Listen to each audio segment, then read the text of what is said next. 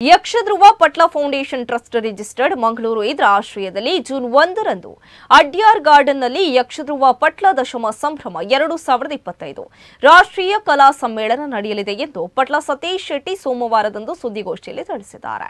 ಸಮ್ಮೇಳನ ಬೆಳಗ್ಗೆ 9:30ರಿಂದ ರಾತ್ರಿ 11ರವರೆಗೆ ನಡೆಯಲಿದ್ದು, ಎಡನೀರು ಮಠದ ಶ್ರೀ ಸಚ್ಚಿದಾನಂದ ಭಾರತಿ ಶ್ರೀಪಾದರು ಆಶೀರ್ವಚನ ನೀಡಲಿದ್ದಾರೆ.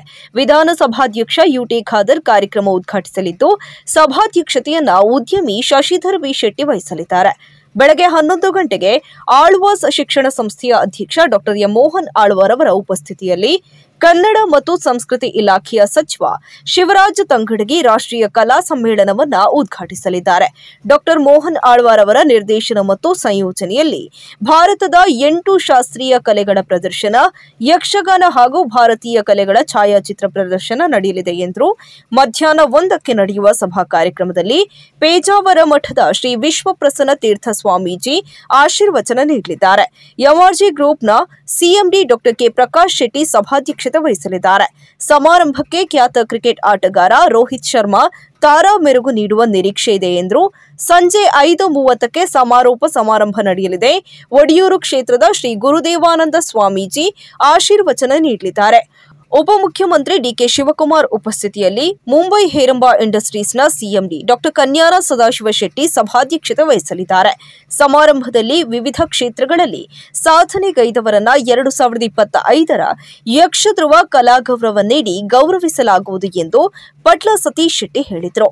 2025ರ ಯಕ್ಷಧ್ರುವ ಮಹಾಪೋಷಕ ಪ್ರಶಸ್ತಿಯನ್ನ ಜಾಗತಿಕ ಬಂಟರ ಸಂಘಗಳ ಒಕ್ಕೂಟದ ಅಧ್ಯಕ್ಷ ಐಕಳ ಹರೀಶ್ ಶೆಟ್ಟಿ ಮತ್ತು ಚಂದ್ರಿಕಾ ಶೆಟ್ಟಿ ದಂಪತಿಗಳಿಗೆ ನೀಡಿ ಗೌರವಿಸಲಾಗುವುದು. 2025ರ ಯಕ್ಷಧ್ರುವ ಪಟ್ಲ ಪ್ರಶಸ್ತಿಯನ್ನ ಹಿರಿಯ ಯಕ್ಷಗಾನ ಭಾಗವತ ವಿದ್ವಾಂಸ ಕುರಿಯ ಗಣಪತಿ ಶಾಸ್ತ್ರಿಯವರಿಗೆ ನೀಡಿ ಸನ್ಮಾನಿಸಲಾಗುವುದು. ರಾಷ್ಟ್ರೀಯ ಕಲಾ ಸಮ್ಮೇಳನದಲ್ಲಿ 8 ತಂಡಗಳಿಂದ ತೆಂಕು ಮತ್ತು ಬಡಗುತಿಟ್ಟಿನ ಯುವ ಕಲಾವಿದರಿಂದ ಯಕ್ಷಗಾನ ಸ್ಪರ್ಧೆ ನಡೆಯಲಿದೆ ಎಂದರು. ಕಳೆದ 10 ವರ್ಷಗಳಲ್ಲಿ 15 ಕೋಟಿ ರೂಪಾಯಿ ಮೊತ್ತದ ಸೇವಾ ಯೋಜನೆಯನ್ನ ತಮ್ಮ ಪ್ರತಿಷ್ಠಾನ ಅನುಷ್ಠಾನಗೊಳಿಸಿದೆ ಎಂದವರು ಹೇಳಿದರು. ಯೋಜನೆಗಳ ವಿವರ ನೀಡಿದ ಅವರು, ನಿವೇಶನರಹಿತ 100 ಮಂದಿ ಕಲಾವಿದರಿಗೆ ಉಚಿತ 100 ಮನೆಗಳ ನಿರ್ಮಾಣ ಪಟ್ಲ ಯಕ್ಷಾಶ್ರಯ ಯೋಜನೆಯಾಗಿದೆ. ಯಕ್ಷಗಾನ ಲೋಕದಲ್ಲಿ ಹೊಸ ಯಕ್ಷಗಾನ ಕಲಾವಿದರನ್ನ, ಕಲಾಸಕ್ತರನ್ನ, ಸುಸಂಸ್ಕೃತ ಪ್ರೇಕ್ಷಕರನ್ನ ಹುಟ್ಟು ಹಾಕುವ ಒಂದು ಪ್ರಗತಿಯುತ ಹೆಜ್ಜೆಯೇ ಯಕ್ಷಧ್ರುವ ಯಕ್ಷ ಶಿಕ್ಷಣ ಯೋಜನೆ. ಹಿರಿಯ ಕಲಾವಿದರ ಮಾರ್ಗದರ್ಶನದ ಮೇರೆಗೆ ಪ್ರಸ್ತುತ ಕಾಲಘಟ್ಟದ ಒಟ್ಟು 48 ಯಕ್ಷಗಾನ ಶಿಕ್ಷಕರು ರಾಜ್ಯದ ಸರ್ಕಾರಿ ಮತ್ತು ಖಾಸಗಿ ಶಾಲೆಗಳಲ್ಲಿ ಯಕ್ಷ ಶಿಕ್ಷಣದ ತರಗತಿ ನಡೆಸುತ್ತಿದ್ದಾರೆ ಎಂದರು. ದಕ್ಷಿಣ ಕನ್ನಡ, ಉಡುಪಿ, ಶಿವಮೊಗ್ಗ, ಚಿಕ್ಕಮಗಳೂರು ಜಿಲ್ಲೆಯ ಒಟ್ಟು 47 ಶಾಲೆಗಳ ಸುಮಾರು 6500 ವಿದ್ಯಾರ್ಥಿಗಳು ಯಕ್ಷಗಾನ ಶಿಕ್ಷಣವನ್ನು ಪಡೆಯುತ್ತಿರುವುದು ಮಾತ್ರವಲ್ಲದೆ ಅದರಲ್ಲಿ ಸುಮಾರು 4000 ವಿದ್ಯಾರ್ಥಿಗಳ ಯಕ್ಷಗಾನ ರಂಗ ಪ್ರವೇಶವು ಈಗಾಗಲೇ ನಡೆದಿದೆ. ಈ ಯೋಜನೆಯು ಮುಖ್ಯವಾಗಿ ಸರ್ಕಾರಿ ಶಾಲಾ ಮಕ್ಕಳ ಅಭ್ಯುದಯವನ್ನೇ ಕೇಂದ್ರವನ್ನಾಗಿರಿಸಿಕೊಂಡಿದೆ.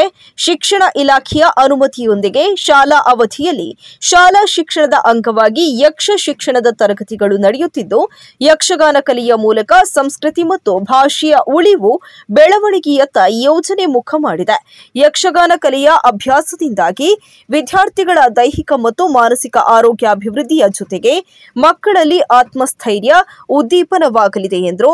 ಪತ್ರಿಕಾಗೋಷ್ಠಿಯಲ್ಲಿ ಯಕ್ಷಧ್ರುವ ಪಟ್ಲ ಫೌಂಡೇಶನ್ನ ಪ್ರಧಾನ ಕಾರ್ಯದರ್ಶಿ ಪುರುಷೋತ್ತಮ ಭಂಡಾರಿ ಅಡ್ಯಾರ್, ಕೋಶಾಧಿಕಾರಿ ಸಿಎ ಸುದೇಶ್ ಕುಮಾರ್ ರೈ, ಸಂಘಟನಾ ಕಾರ್ಯದರ್ಶಿ ಕದ್ರಿ ನವನೀತ್ ಶೆಟ್ಟಿ, ಬಾಳ ಜಗನ್ನಾಥ ಶೆಟ್ಟಿ, ಪ್ರದೀಪ್ ಆಳ್ವಕದ್ರಿ, ಜತೆ ಕಾರ್ಯದರ್ಶಿಗಳಾದ ರವಿಚಂದ್ರ ಶೆಟ್ಟಿ, ಅಶೋಕ್ ನಗರ, ರಾಜೀವ್ ಪೂಜಾರಿ ಕೈಕಂಬ ಮತ್ತು ಉದಯ್ ಕುಮಾರ್ ಶೆಟ್ಟಿ ಹಾಗೂ ಇನ್ನಿತರರು ಉಪಸ್ಥಿತರಿದ್ದರು.